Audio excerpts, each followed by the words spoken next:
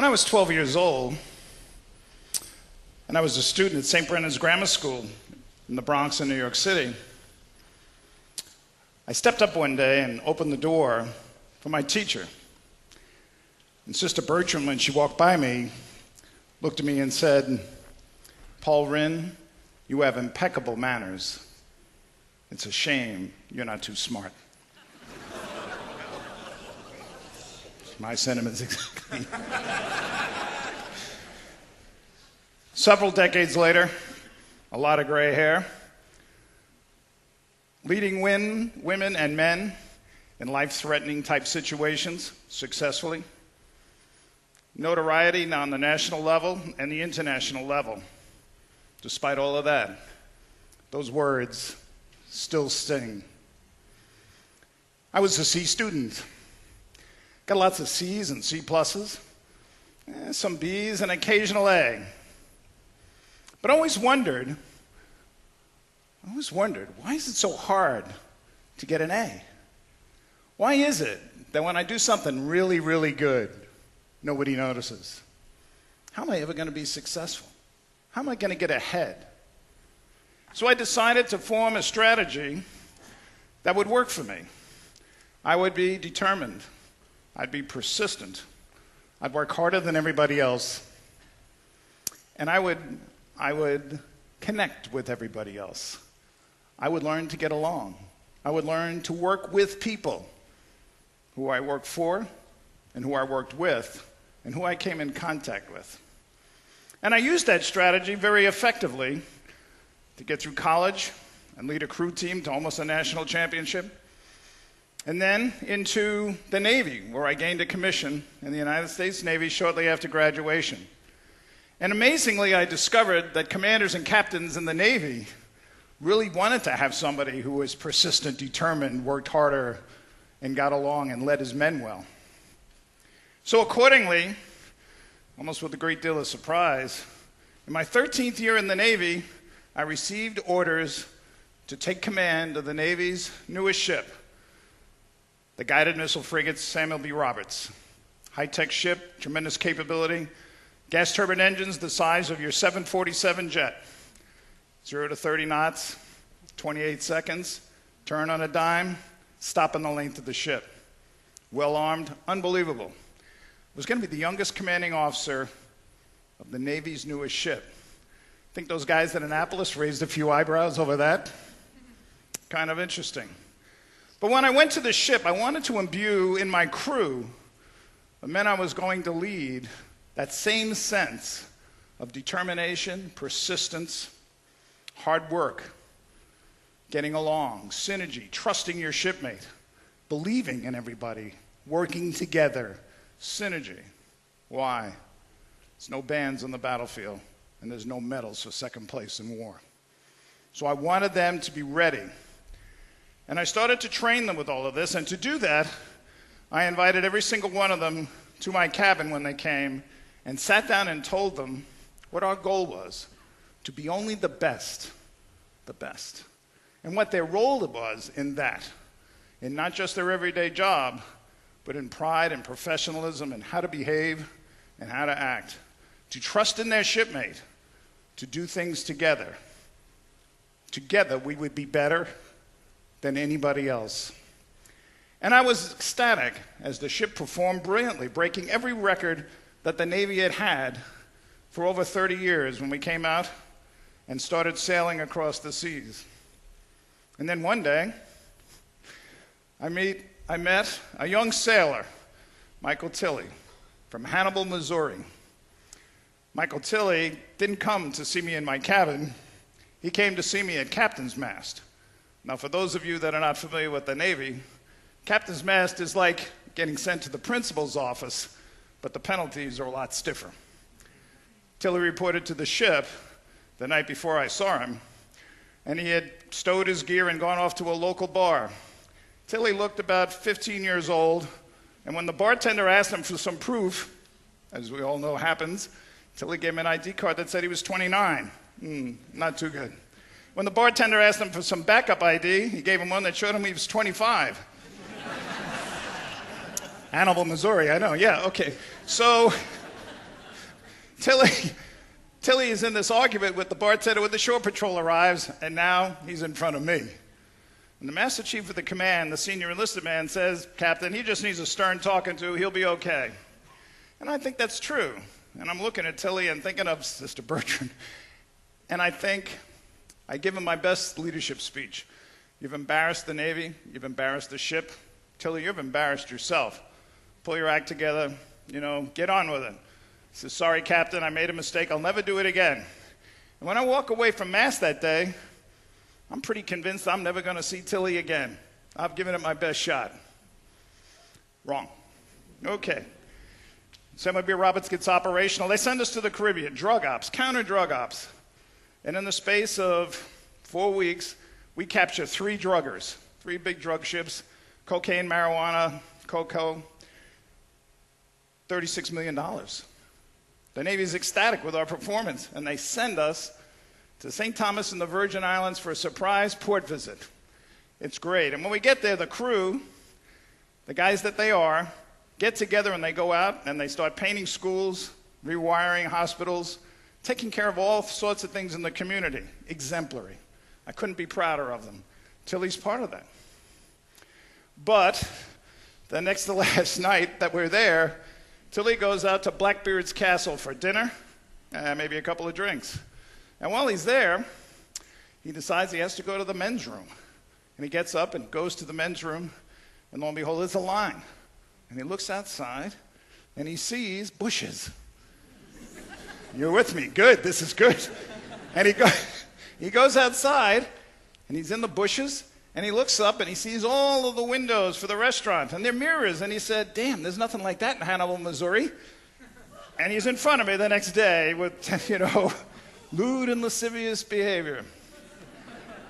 The Master Chief of the command now says, "Captain, I'm not sure Tilly is good for the Navy or the Navy is good for Tilly. You should think about processing him out."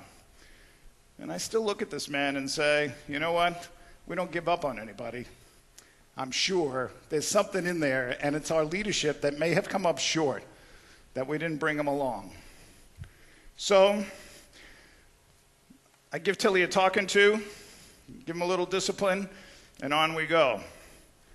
Several months later, with the ship performing at a very high level and doing great things, we're in the South Atlantic when a message comes in late November, and it tells us that we have been the winner of the Battle of Efficiency E in our squadron. 17 ships, gas turbine ships, the most modern ships in the U.S. Navy. We're picked as the #1 ship. It's a great thing. And the crew is incredibly proud of what they've achieved. But at the same time, the paragraph 2 is, oh, by the way, there's a war in the Persian Gulf. U.S. tankers and cargo ships, as well as others, are being attacked by the Iranians and the Iraqis. Detach from where you are, come back to Newport, Rhode Island, and deploy to the war zone in 7 weeks. So Roberts turns, and we race back to Newport, Rhode Island. And en route, I gather the crew together, and I tell them we're going to divide the crew in half. First half goes before Christmas. Be back on the 26th. Don't screw your shipmate. It's man for man. The second group gets to go, and they will be back just before we deploy on the 20th of January. Here's a quiz. The whole crew comes back except one person. He is? Good. Very good.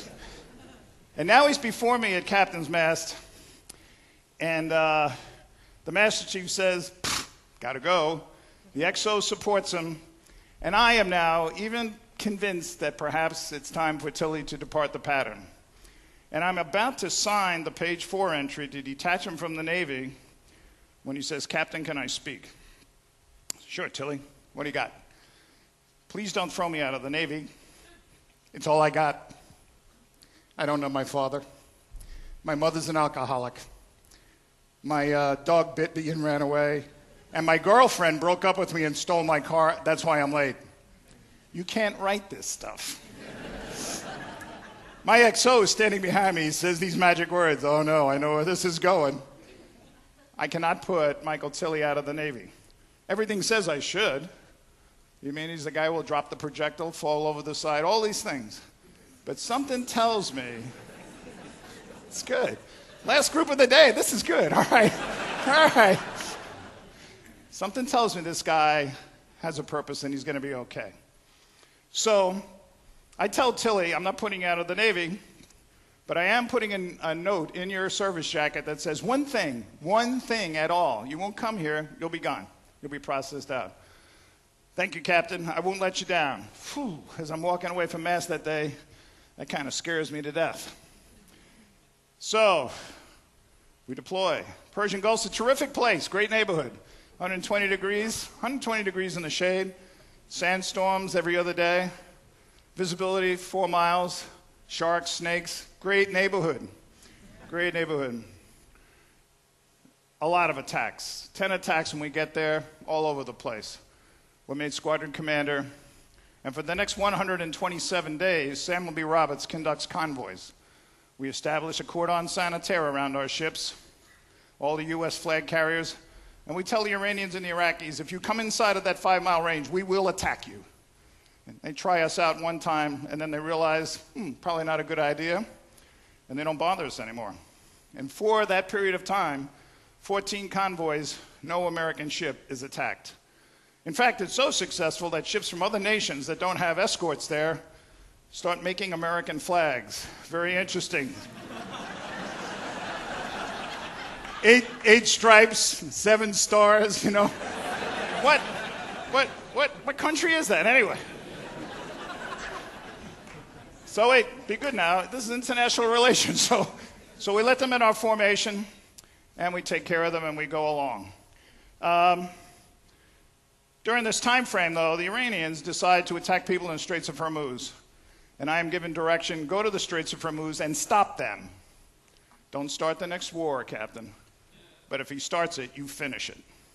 So we go down, and this is a picture taken on a day that we ran off an Iranian frigate, the Sabalon, and chased him into port, and he went away. The attacks on the Straits of Hormuz go from 6 before we start to 2 to 0. And for 3 weeks, nothing. So we feel pretty good. Guys on the ship, the crew feels great. And during this time frame, I keep hearing from the crew that Tilly is doing a phenomenal job. So good that he's been given his own space up in AMR-1, Auxiliary Machinery Room number 1. Very difficult to get to, forward part of the ship, an emergency diesel. We only use in duress. And I think I want to go up there and see this. So at 1 o'clock in the morning one night, when nothing's going on, I work my way into that space, and there's Tilly working. But I look around the space, everything's perfect. Diesels all look right. I mean, the equipment all looks right. All the instruction cards are in the right place. You could eat off the deck. Wow. And I tell Tilly, you're doing a good job. And he said, Captain, I'm just trying to keep the Master Chief from trying to kill me.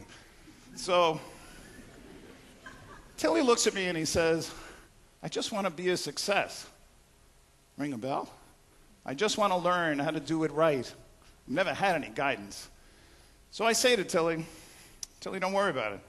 You're doing a good job. Learn your equipment in this space and keep doing what you're doing. But remember, I believe in you, and the Navy believes in you, and that's why you're here. And as I walk out of the space that night, Fireman Tilly says to me, Captain, you know, no one has ever said that to me in my entire life. Amazing. So, after all of this, though, we're low on fuel. So we are sent to a rendezvous in the middle of the Persian Gulf. It's kind of a common place to rendezvous, and we head off at 30 knots. And I'm in my cabin arguing with the chief cook about too much spinach on the menu, which captains are prone to do. And the ship starts to shudder. This is never a good sign. We're going 30 knots and we're shuddering. My phone rings. Forget it. I go to the bridge, and this is what I see. 2 MO8 mines directly in front of the ship at 500 yards, and another one right off the starboard beam at 300. Doesn't take a rocket scientist to realize we're in a minefield. I notify the crew immediately on the 1MC. That's a loudspeaker situation. Captain never talks on that, so the crew knows something big is up. And I can see my wake behind the ship, and I tell them I'm going to back down in. Set zebra, maximum condition of readiness, everybody up above the main deck. If a mine goes off down there, you won't have a chance. Everybody comes up above the main deck except for one man. Michael Tilly decides that it's payback time for the Navy. And so he reports that he's coming up above the main deck and steps back down into the space and closes the hatch and dogs himself in.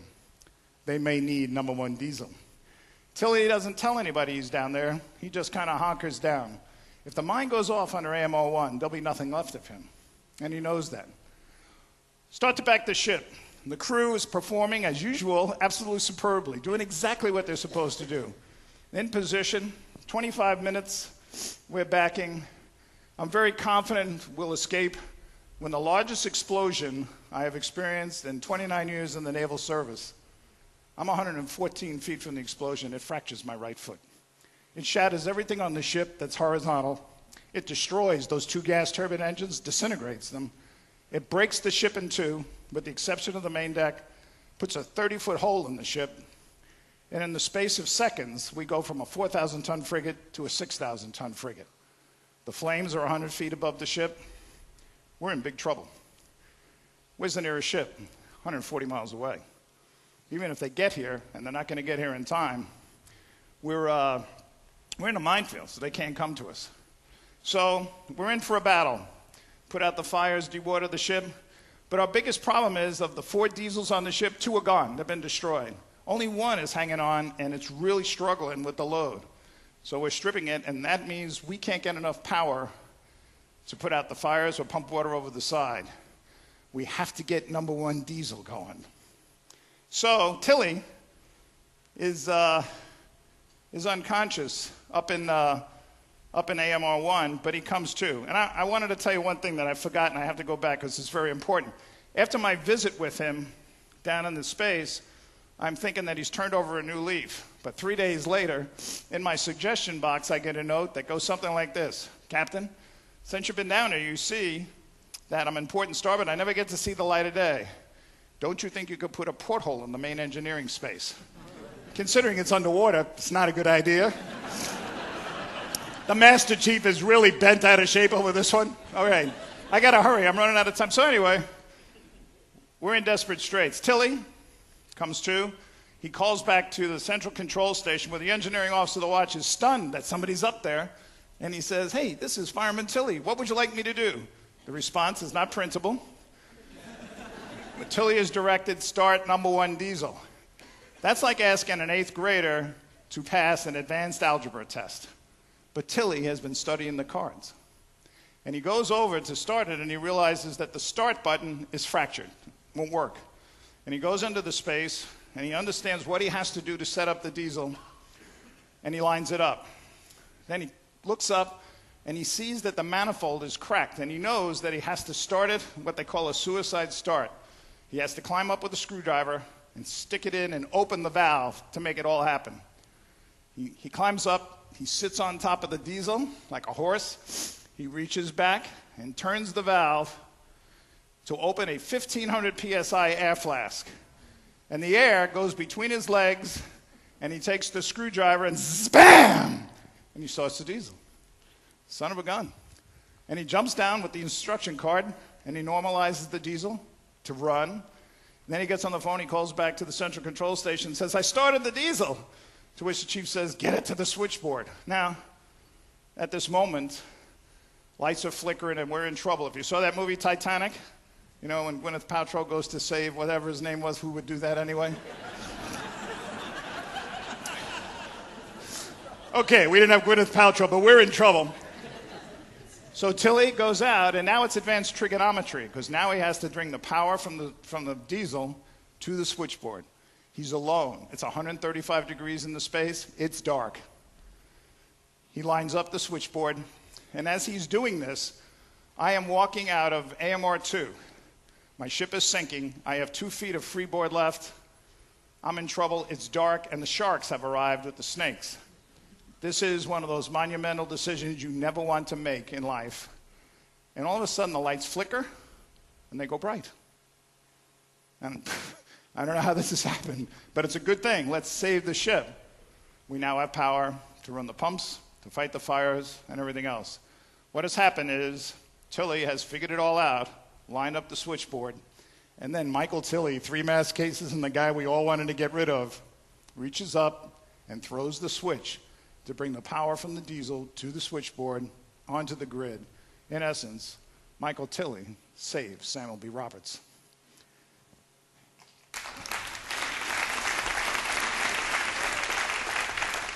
It's all about people. It's all about people. Even the ones that you don't think are the ones that are going to be successful. You got to stick with them. Tilley's performance is just the start of a great career. I can't tell you all the things he's done, but he's now a millionaire. But before we go, I have to tell you one more thing he did. So we get into Dubai, and we're in a dry dock. And it's a 1 million deadweight ton dry dock. We're 4,000 tons. It's like a postage stamp. And I go out to sit on the side of the dry dock, and I'm looking at my ship, totally burned, and only the main deck is good. I can see through the ship, and I'm thinking, youngest commanding officer in the United States Navy, Navy's newest ship, that's about $95 million worth of damage. I am so screwed. And out of the corner of my eye, I see the Master Chief of the Command coming towards me. Oh, God. And it's like the Wizard of Oz, you know, and he's got this piece of paper in his hand. I said, Master Chief, what is it? He said, Captain, it's that damn Tilley. Now remember, Tilley, make any mistakes, you won't see me, you'll be processed out of the Navy. Tilley isn't telling anybody he did what he did, so nobody knows. I know because the engineer came and told me. Master Chief, he doesn't know. Open up the note. It's from my suggestion box. Yeah, another one from Tilley. To Captain Wren from Fireman Tilley. Captain, with regard to my request for a porthole in the main engineering space, you have exceeded my wildest dreams.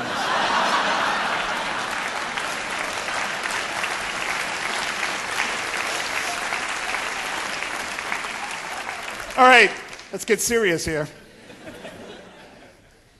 You're all accomplished people. You've all done great things, and you will do more great things.